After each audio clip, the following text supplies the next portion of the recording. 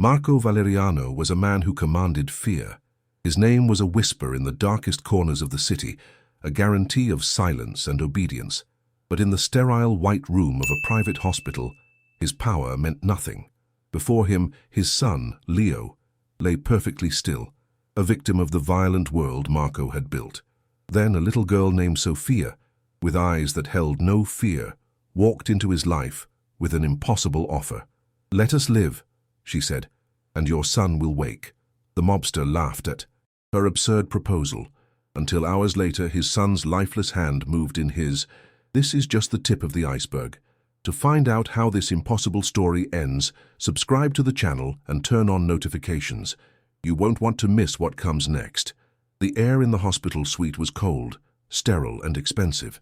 It was the kind of air that smelled of money and antiseptic, a place where death was kept at bay by the sheer force of wealth. For Marco Valeriano, it was a gilded cage. On the streets, his name was a key that unlocked any door, a threat that silenced any argument. In this room, surrounded by the quiet, rhythmic beeping of machines, he was just a man, a father watching his son disappear. Leo, his 10-year-old boy, lay on the bed like a porcelain doll. His face was pale, his chest rising and falling in a perfect rhythm, dictated not by his own life force, but by a ventilator. Tubes snaked from his arms, feeding him, monitoring him, sustaining a life that was no longer truly his. Marco sat in a leather armchair that cost more than most people's cars, his tailored suit feeling like a costume.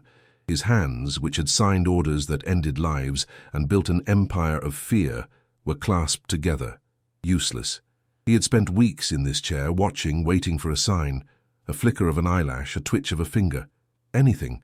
But there was nothing. The doctors, the best he could buy, spoke in hushed, somber tones. They used words like unresponsive and vegetative state. They told him the damage from the explosion was severe. They told him to prepare for the worst. Marco had sneered at them. The worst was for other people. The worst was what he'd to other people. His world was built on a simple, brutal equation: action and reaction. An insult was met with a broken bone. A betrayal was met with a shallow grave. His son's condition was a reaction, and he knew the action that caused it. The Moretti family. They had grown bold, challenging his territory. The car bomb had been meant for him, he was sure of it. His son had just been in the wrong place at the wrong time, a casualty of a war his father had started. Marco's grief was a cold, hard stone in his chest, and beneath it, a fire of vengeance was slowly stoking itself. The Morettis would pay, everyone involved would pay. It was the only way he knew how to balance the scales. The door to the suite opened with a soft click. Marco didn't look up, expecting a nurse. He had two of his best men, Bruno and Sal, stationed outside. No one got in without his permission. "Mr. Valeriano?" The voice was not a nurse's. It was small, clear, and calm. He looked up, his eyes narrowing. Standing in the doorway was a little girl, no older than 8. She wore a simple dress and worn-out shoes, and she was alone. She looked completely out of place in this temple of sterile wealth. Marco's confusion quickly hardened into anger. "Who are you?" he demanded, his voice a low growl. "How did you get in here?" The girl didn't flinch. She stepped fully into the room, her gaze moving from Marco to the boy on the bed, and then back. There was no fear in her eyes, only a profound and unsettling serenity. For a man who lived on the currency of fear, its absence in this child was jarring. "My name is Sophia," she said simply. She walked closer to the bed, her small hand reaching out as if to touch Leo, but she stopped just short. "He can hear you, you know. He's just trapped." Marco rose. Slowly from his chair, a predator uncoiling. Every instinct screamed at him that this was a trick, a play by his enemies. "Trapped by what?" he asked, his voice dangerously soft. Sophia finally turned her full attention to him. "By the fear," she said, her statement as simple and certain as the beep of the heart monitor. "The fear you put into my neighborhood, the pain you caused my grandfather." A cold silence filled the room, broken only by the machines. Marco stared at her, trying to process the audacity. This wasn't a trick by the Morettis. This was something else, something he couldn't comprehend. "My grandfather is Mr. Rossi," the girl continued, her voice unwavering. "Your men visit his shop. They take his money and they break his spirit. They do it to everyone. You have made our home a place of shadows." She took another step toward him, a tiny David before a Goliath of the underworld. "Let us live in peace," she said, her words forming an impossible contract. "Stop hurting us, and your son will wake up." For a long moment, Marco could only stare. Then a sound escaped his lips. It started as a low chuckle and grew into a full, booming laugh. It was a harsh, ugly sound that had made grown men tremble. He laughed at the absurdity, the sheer insane boldness of this child. Her, a little girl from the slums, coming into his fortress of grief to make demands. "Is that so?" he said, wiping a tear of mirth from his eye. "You and your grandfather, you have this magic. Power, do you? You'll pray for my son if I stop collecting what I'm owed?" He saw it now. It was a shakedown, just a pathetic, childish version of the games he played every day. He walked over to the intercom on the wall. "Bruno," he said, his voice laced with cold amusement. "Come in here. We have a lost lamb." His heavy-set bodyguard entered the room, his eyes immediately sizing up the small girl. He looked at Marco, confused. "Take this child," Marco ordered, his voice dropping back into its familiar tone of command. "Take her back to Rossi's grocery store, and you tell her grandfather that the next time he sends his family to beg or threaten me, I'll burn his little shop to the ground with him inside it." Bruno nodded, his face impassive. He gently took Sophia's arm. The girl didn't resist.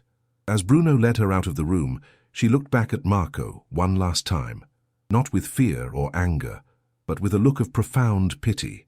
Marco stood alone again in the silence, the echo of his own, laughter still hanging in the air.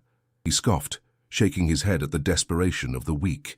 He tried to push the girl's words from his mind, to bury them under the familiar weight of his anger and his plans for revenge. But as he turned back to his son's still face, the little girl's final look lingered in his mind. He couldn't shake the feeling that her eyes had seen something inside him that he thought he had buried long ago, a flicker of a man who knew the difference between power and justice. A cold fury simmered in Marco's chest. The girl's pity was a greater insult than any threat from a rival could ever be. Power, he knew, was not just about force. It was about belief. If people started believing a little girl's prayers held more weight than his threats, his empire would crumble from the inside out. He had to extinguish this spark of hope before it became a fire. He had to make an example. He didn't send his men. This was a message he needed to deliver himself. His black said and cut through the narrow streets of the neighborhood he controlled, a shark gliding through a reef. People saw the car and vanished. Shopkeepers quickly rolled down their metal gates. Mothers pulled their children inside. The vibrant life of the community evaporated in his presence, leaving an unnatural silence. This was the fear Sophia had spoken of. To Marco, it was respect. He pushed open the door to Rossi's grocery. A small bell chimed, a cheerful sound in a suddenly tense atmosphere.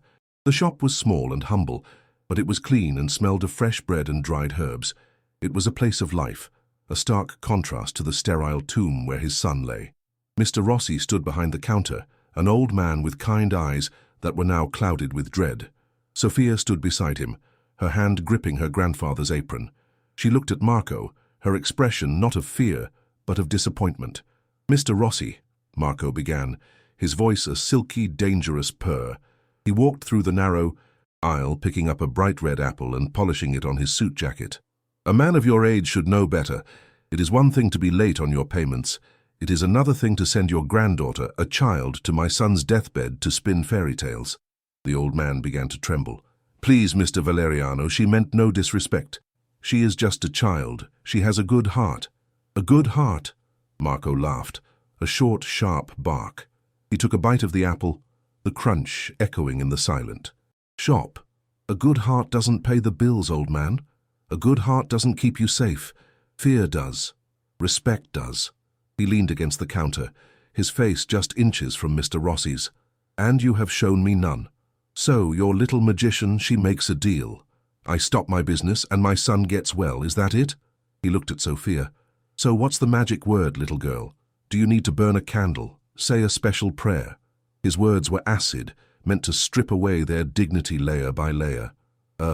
Few neighbors, trapped in the store when he arrived, huddled in the back pretending to inspect cans of tomatoes. their faces pale. Marco's smile vanished. "Here is my counteroffer. From now on, your contribution to the neighborhood safety fund is doubled, and you will pay today's share right now." Mr. Rossi's face went white. "Double?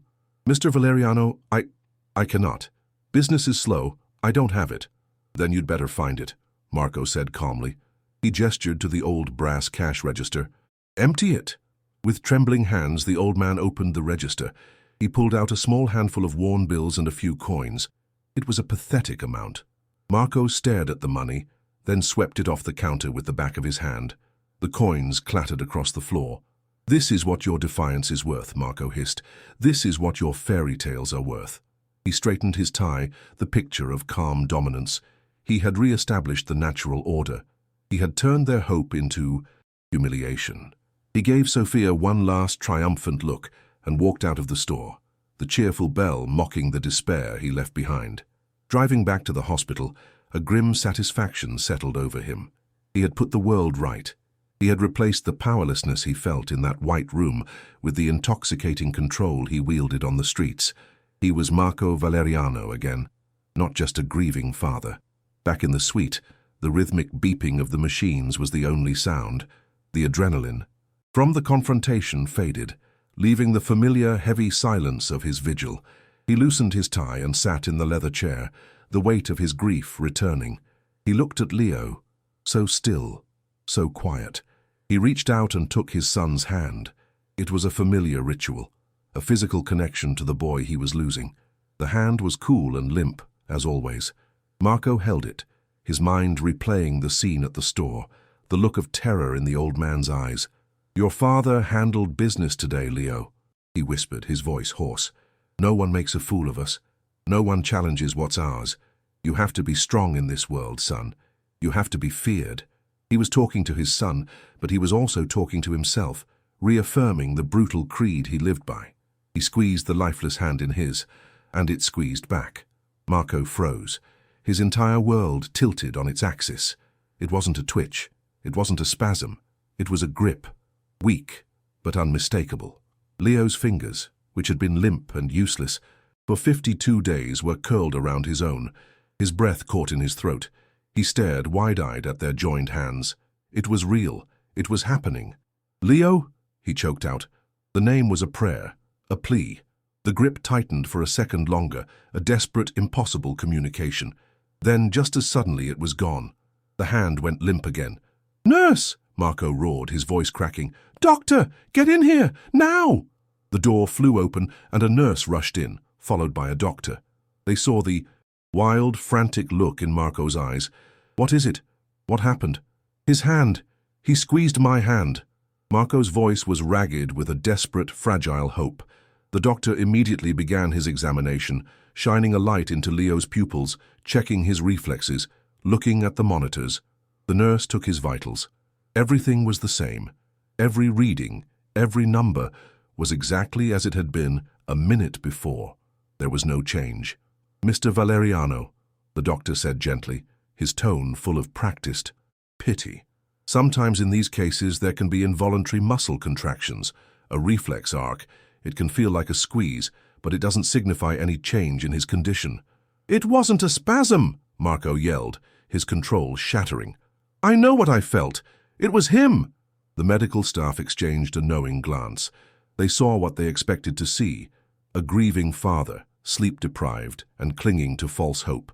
They offered calming words, platitudes about the difficulty of the situation, and then quietly left him alone.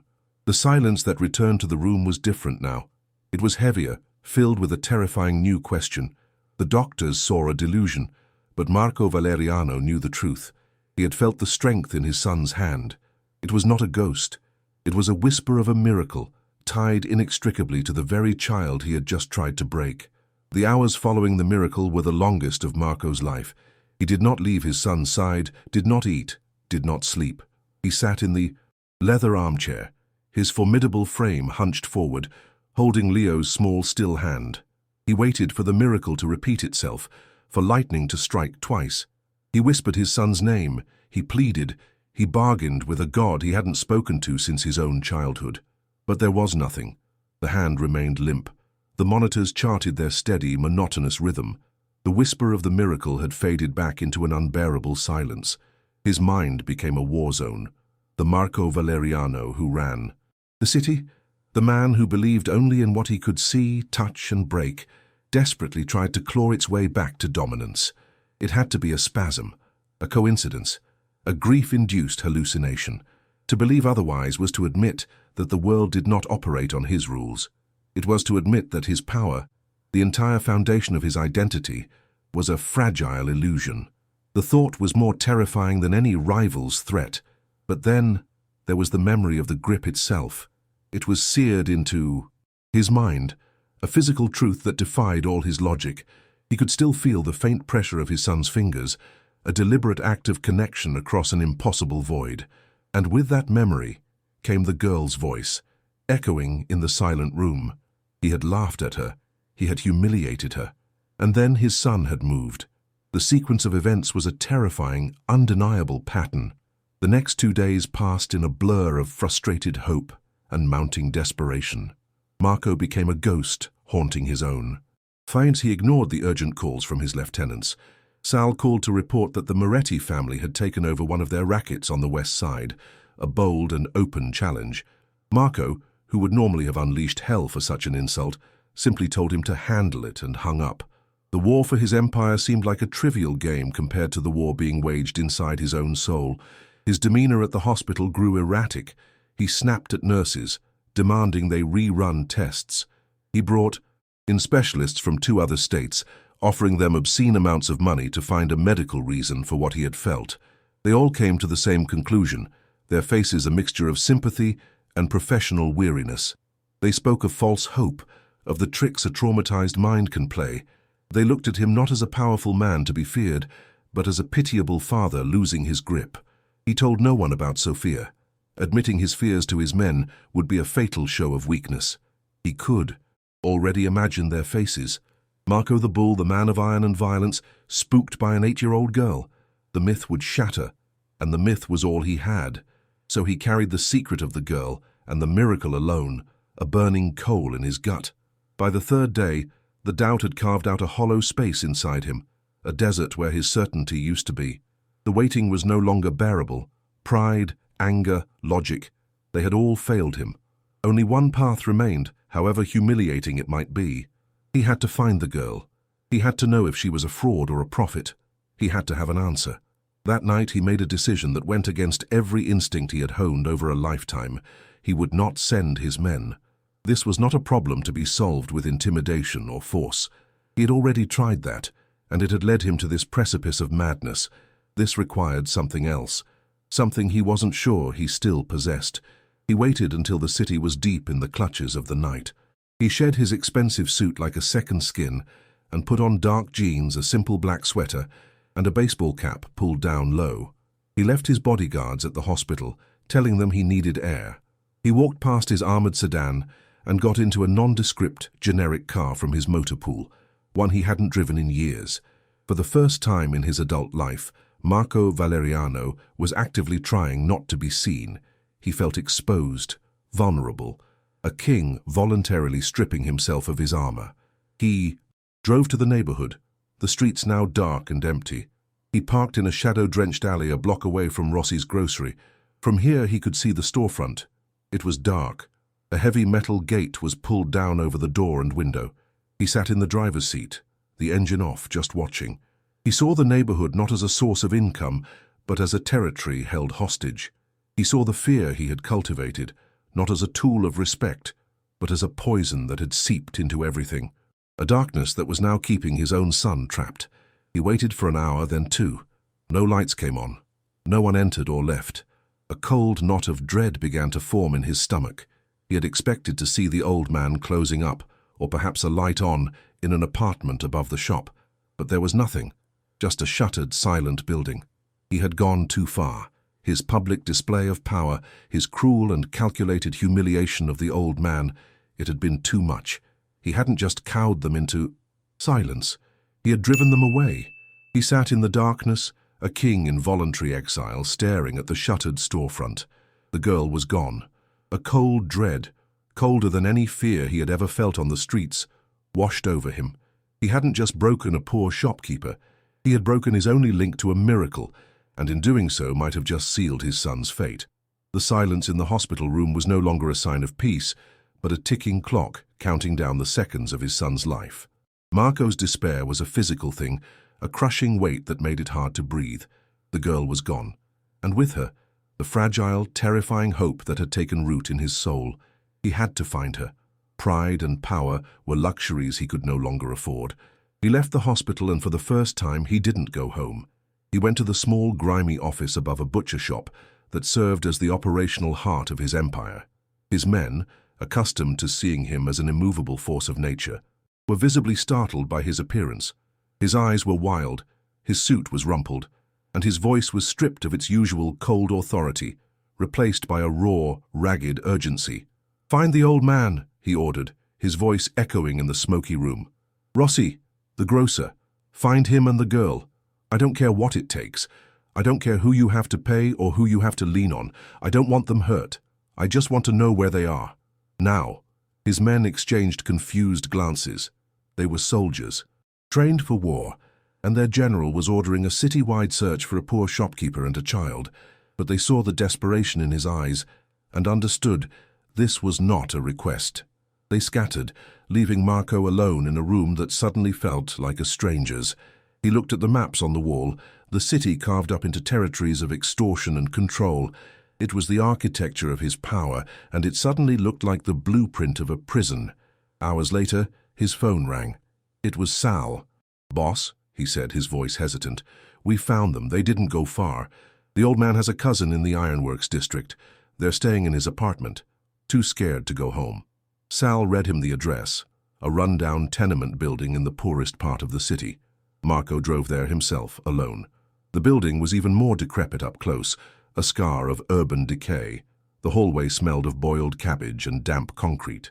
He walked up 3 flights of stairs, each step feeling heavier than the last. He was entering the world his victims inhabited, a world built from the fear he manufactured. He stood before the apartment door, the paint peeling, and for the first time in years, he felt a tremor of uncertainty. He knocked. Silence. He knocked again, louder this time. The door creaked open a few inches, held by a chain. Mr. Rossi's eye, wide with terror, peered out. When he saw Marco, he tried to slam the door shut, a reflexive act of self-preservation. "Wait," Marco's voice was strained. He put his hand flat against the door, not with force, but to keep it from closing. "Please." The word felt alien on his tongue, a foreign currency he had never needed to trade in. "I'm not here to hurt you. I need to talk to Sophia." From behind the old man, the girl appeared. Sophia looked at Marco, her expression calm and unchanging. She gave her grandfather a small nod. With a trembling hand, Mr. Rossi slid the chain lock free and opened the door. The apartment was tiny, barely, big enough for the 3 of them. A single dim bulb lit the cramped space. Marco stood awkwardly in the center of the room, a bull in a china shop, his presence sucking all the air out. "My son," Marco said, the words catching in his throat. "After I left your shop, he moved. He squeezed my hand for just a moment, and now nothing. He's still again." He finally looked directly at Sophia, his gaze stripped of all pride. "You said he would wake up. How did you know? You have to tell me what to do. I'll do anything." Mr. Rossi wrung his hands, his fear warring with a lifetime of decency. "Mr. Valeriano," he stammered, "the men who did this to your boy, you think it was the Moretti family, don't you?" Marco nodded grimly. "They will pay for it." The old man took a deep, shaky breath. "It wasn't the Morettis." The statement hung in the air, heavy and absolute. Marco stared at him, his mind refusing to process the words. "What did you say?" "The week before the accident," Mr. Rossi said, his voice dropping to a whisper. "One of your men came to my shop, Petro.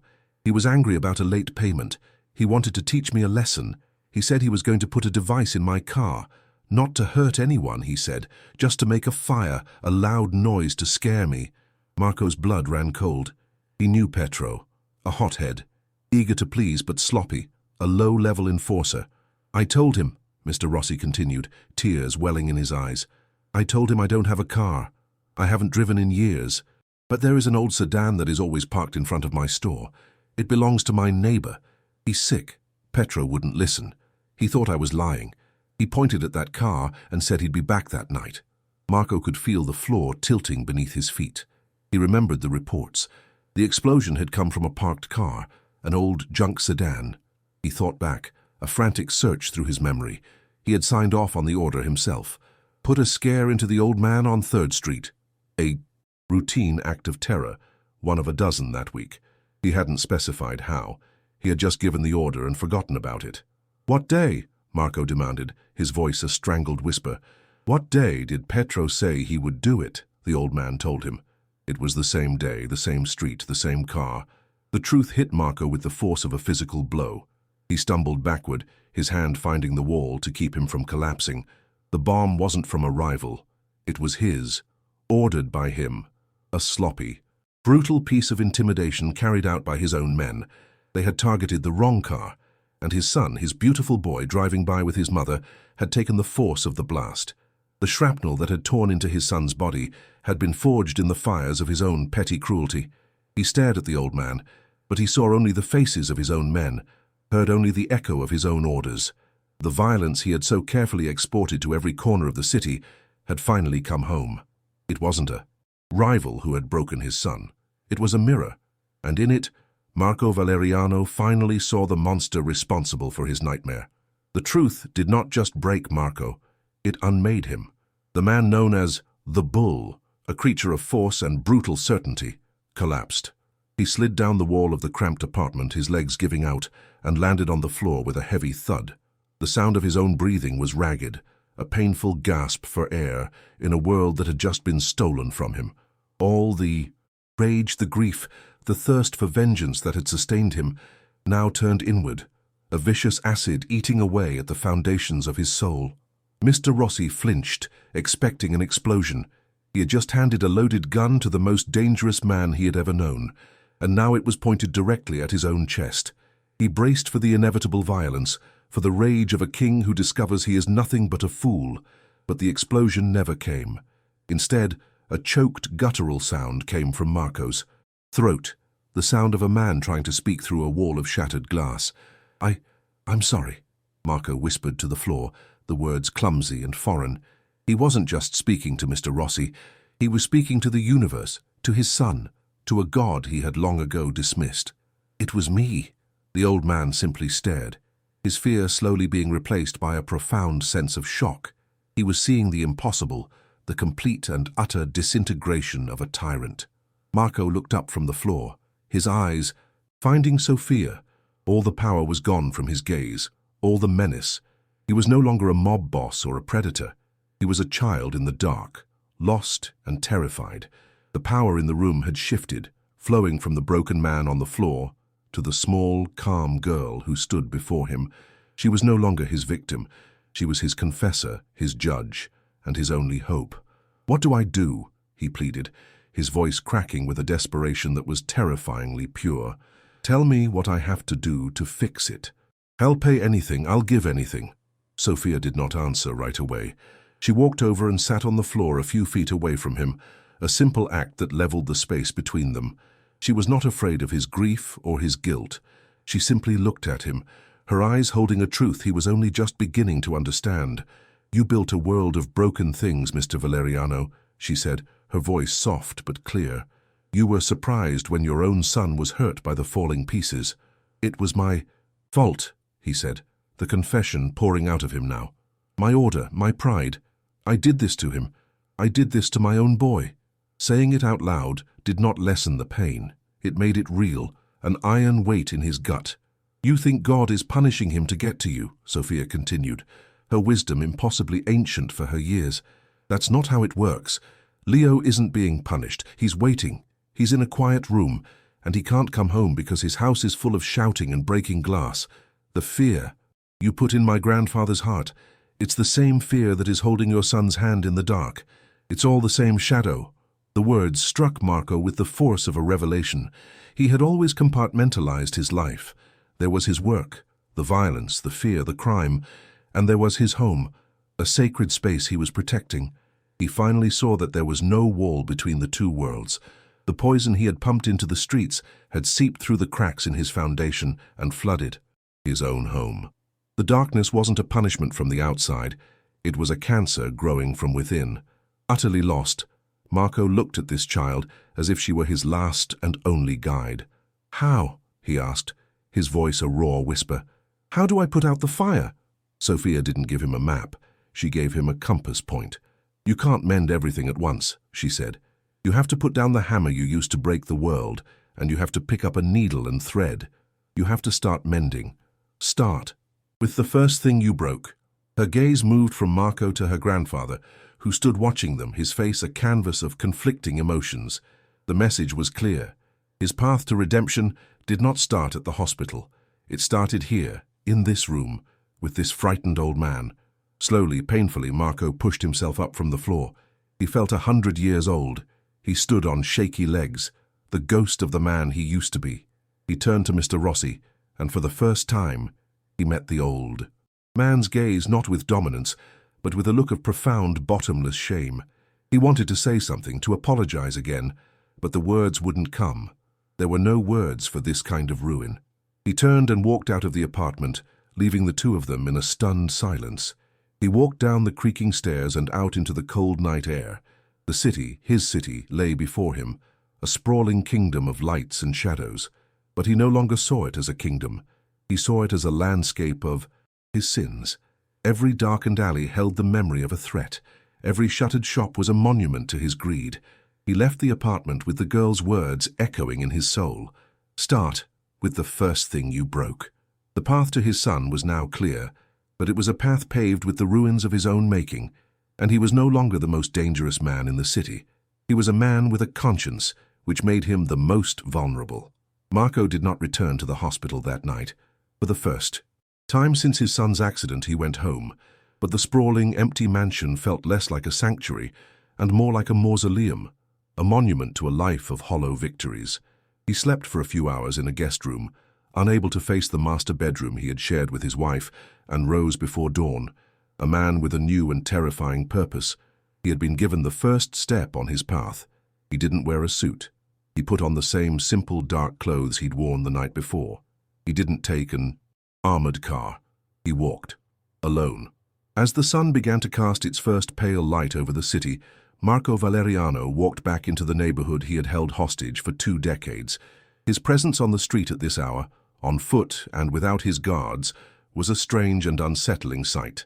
People watched him from their windows, their usual fear now mixed with a potent curiosity. He arrived at Rossi's grocery just as the old man was tentatively rolling up the metal gate, preparing to open for the day. When Mr. Rossi saw him, he froze, his hand still on the gate. Marco stopped a few feet away. He didn't offer threats or excuses. He simply reached into his jacket and pulled out a thick, white envelope. "This," Marco said, his voice quiet but steady, "is for you. It's every dollar my family ever took from you, and from what I could calculate, the interest you're owed." He placed the envelope on an empty fruit crate by the door. "It's over, Mr. Rossi. We will not be bothering you again." Before the stunned old man could respond, Marco turned and walked to the bakery next door. He did the same. Then the tailor. Then the butcher. He moved down the street, a grim confessor making his penance, leaving envelopes and a trail of bewildered shopkeepers in his wake. To each of them, his message was the same. "This is yours, it's over." He was unilaterally dismantling his own empire, one apology at a time. The whispers followed him, a ripple of disbelief spreading through the neighborhood. By mid-morning, the whispers had reached the ears of his enemies. The Moretti family did not see this as an act of conscience. They saw it as a king abdicating his throne.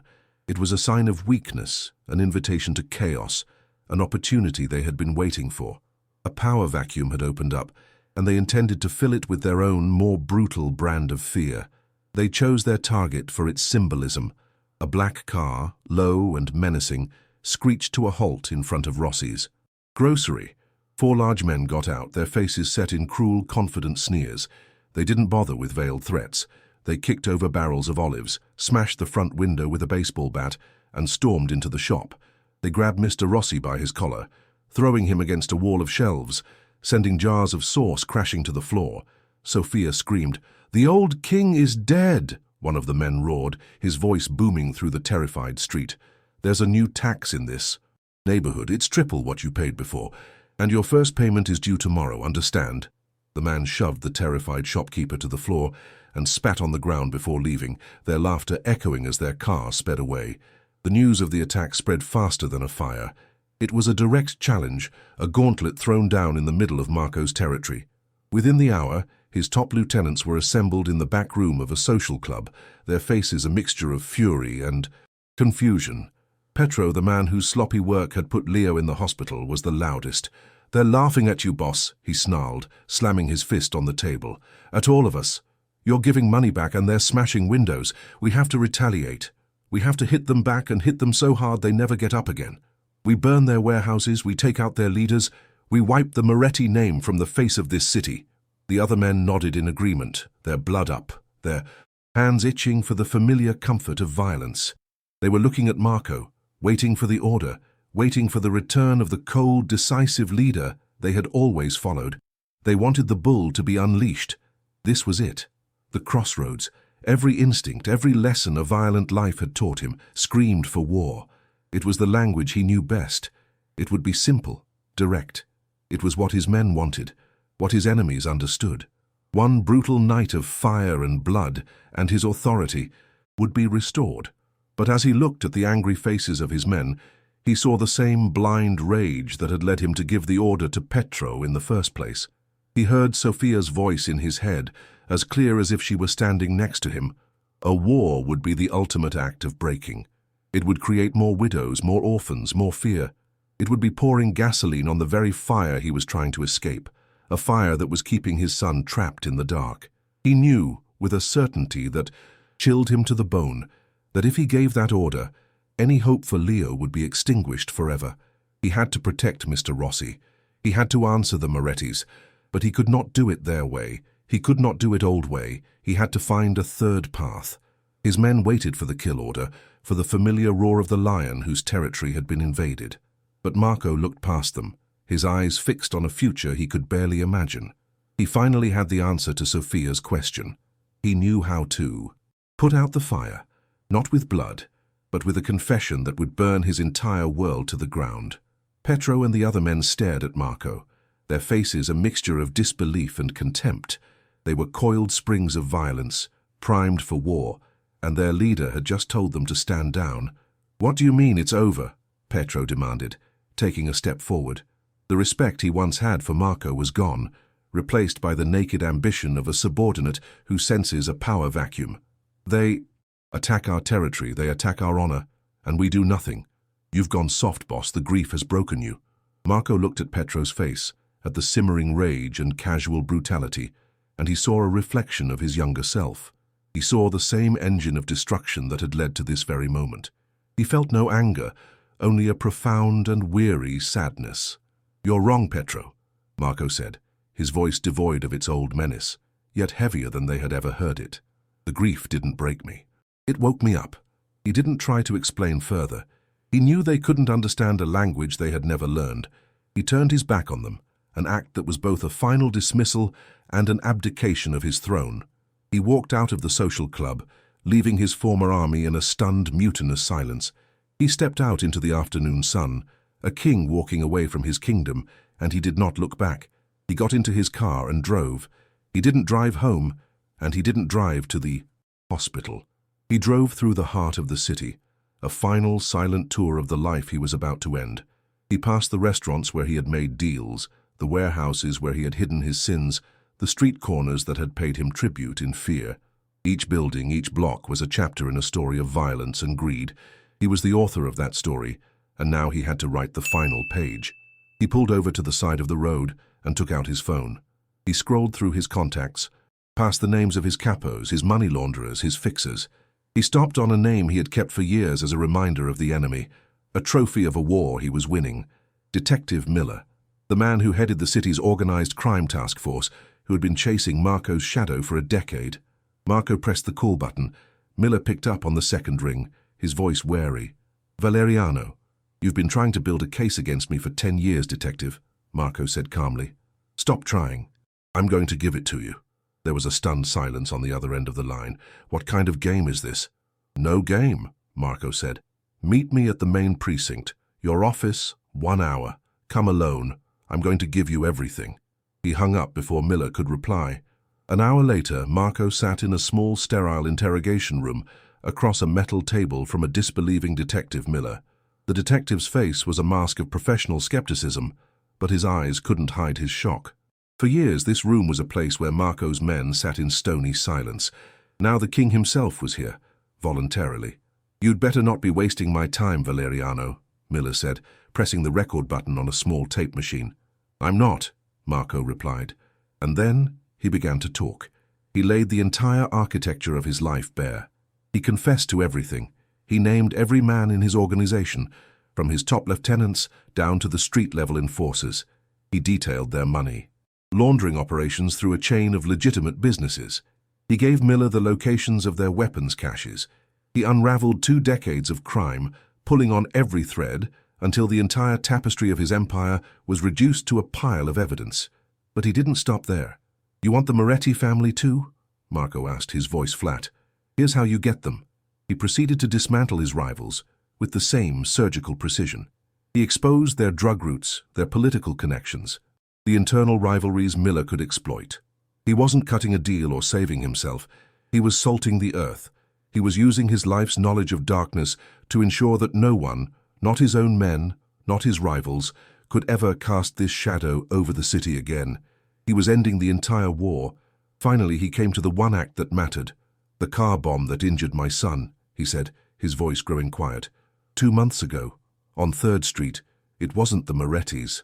Miller leaned forward, his eyes locked on Marco's. "It was my order," Marco confessed, the words tasting like ash. "It was a scare tactic for a shopkeeper who was late on a payment. My enforcer, Pietro Gallo, planted the device. He put it on the wrong car."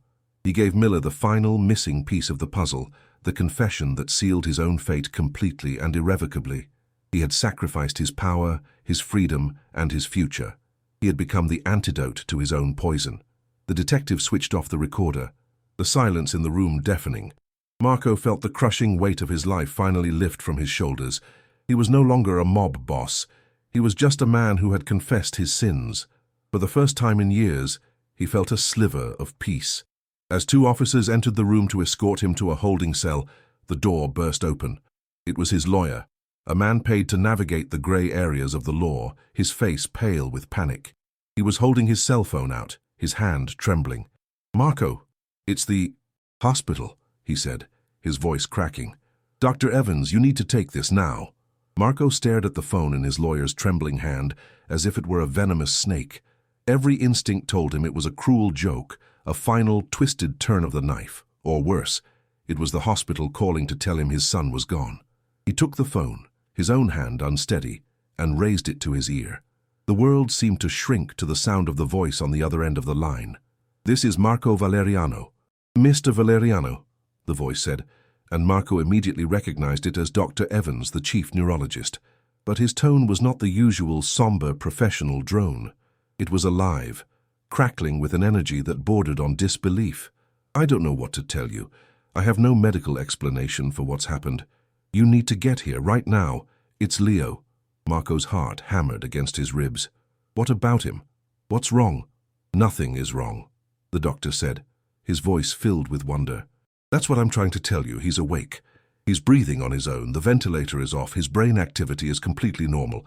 He opened his eyes 10 minutes ago and asked the nurse for a glass of water, and then he asked for you."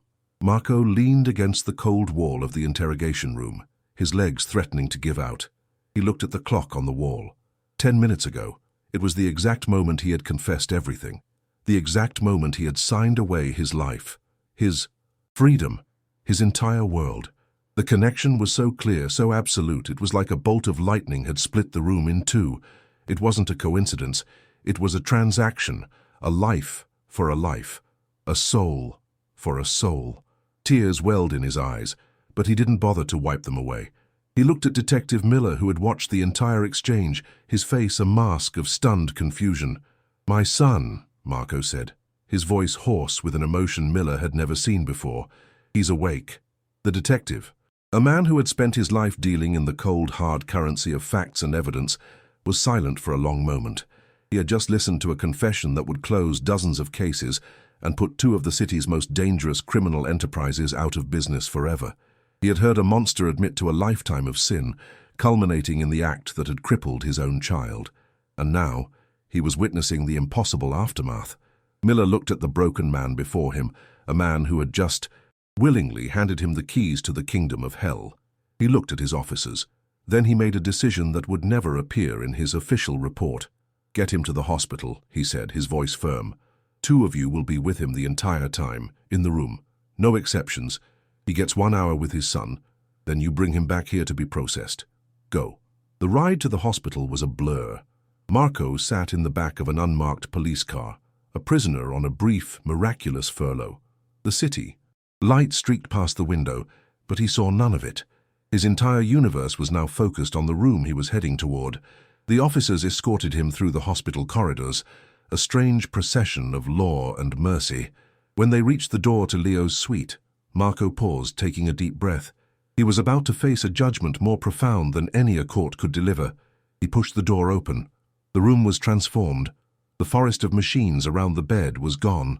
The ventilator was silent in the corner, and in the bed, propped up on a pillow, was Leo. He was pale, thinner than Marco had ever seen him, but his eyes were open. They were bright, intelligent, and fixed on his father. A weak but brilliant smile spread across the boy's face. "Dad," Leo whispered, his voice raspy. Marco felt a sob escape his chest.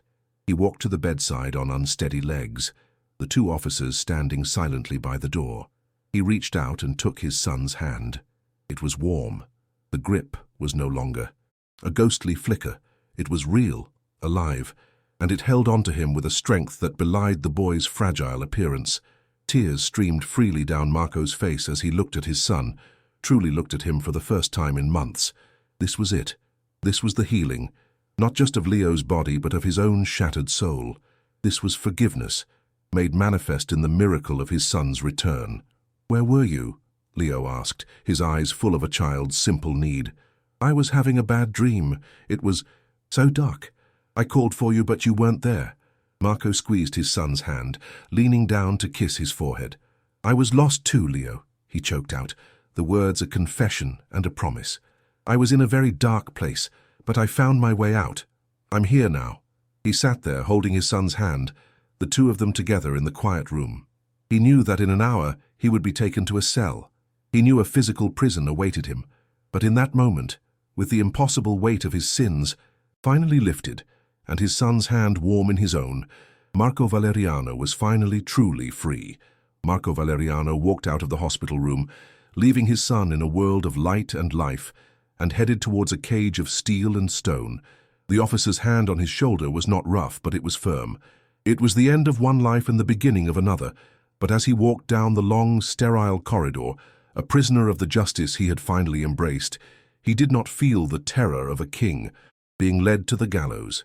For the first time since he was a child, Marco Valeriano felt truly, completely, and miraculously free. He had lost his kingdom, but he had found his son, and in doing so, had finally saved his own soul. 10 years passed. The city changed. The Valeriano and Moretti crime families, decapitated by Marco's confession, withered and died. The power vacuum they left was not filled by another predator, but by the slow, steady return of sunlight to a neighborhood that had lived in the shadows for too long. People began to trust each other again. Businesses opened without fear. The protection rackets became a ghost story, a tale whispered about the old, dark days. Marco served his sentence in a maximum security prison upstate. He was a model inmate, not because he sought favor, but because the war within him was over. He worked in the prison library, surrounded by the quiet company of books, and accepted his punishment as the fair price for the life he had lived, and the son he had saved. He refused parole twice. He would pay his debt in full. His only visitor was Leo. The boy, raised by his maternal grandparents in a quiet town by the sea, grew into a fine young man. He was strong and kind, his life untouched by the darkness that had almost claimed him. Every month he would make the long drive to visit his father, and they would talk for hours, mending the broken years, rebuilding a love that had proven stronger than any prison wall. On a grey, overcast morning, The heavy iron gates of the penitentiary opened, and Marco walked out. He was in his late 50s now, his hair completely grey, the sharp, predatory lines of his face softened by time and a decade of quiet reflection. He carried a single canvas bag with his few belongings. He was no one's boss, no one's king. He was just a man. A modest car was parked by the road. The driver's door opened and a young man of 20 got out. It was Leo, his smile easy and confident. From the passenger side, a young woman emerged. She had the same serene, knowing eyes Marco remembered from a lifetime ago. It was Sophia. They had come for him. The reunion was not one of loud, dramatic tears. It was something deeper. Leo embraced his father, a long, quiet hug that spoke of years of waiting. Marco then turned to Sophia and simply nodded, a look of profound, unspoken gratitude passing between them. The child who had shown him the path, and the man who had dared to walk it. The journey. Back to the city was quiet. He was returning not to a kingdom, but to a home. The car did not pull up to a mansion. It parked in front of a familiar, friendly storefront, Rossi and Sons Groceries. The shop had been expanded. Its windows were large and clean, and it bustled with the life of the community.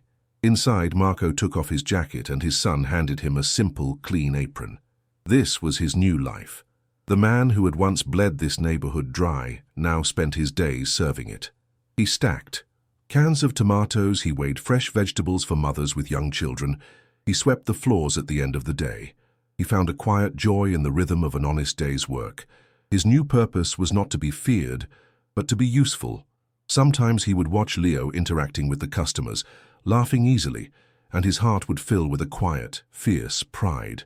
This was the life his sacrifice had bought, a life of peace, a life free from the ghosts of his past. One afternoon, Sophia, now a teacher at the local school, came in with her grandfather. Mr. Rossi, old and frail, but with a permanent twinkle in his eye, sat on his customary stool by the counter. Sophia brought lunch for them all, and the four of them sat in the small stockroom, sharing sandwiches and quiet conversation. Marco looked at the scene. He looked at his son, healthy and whole. He looked at Sophia, the catalyst for his salvation. He looked at the old man he had almost destroyed. Here, in this humble room, surrounded by the smell of bread and cheese, he had found a family. He had found a grace he never knew how to pray for. He had traded a throne of iron and fear for a simple wooden chair, and in doing so, had finally come home. If you enjoyed this story, don't forget to subscribe to the channel for more moving videos like this one. Leave a like to support us and turn on notifications so you never miss an update. This helps us continue to create the best for you. Until the next video.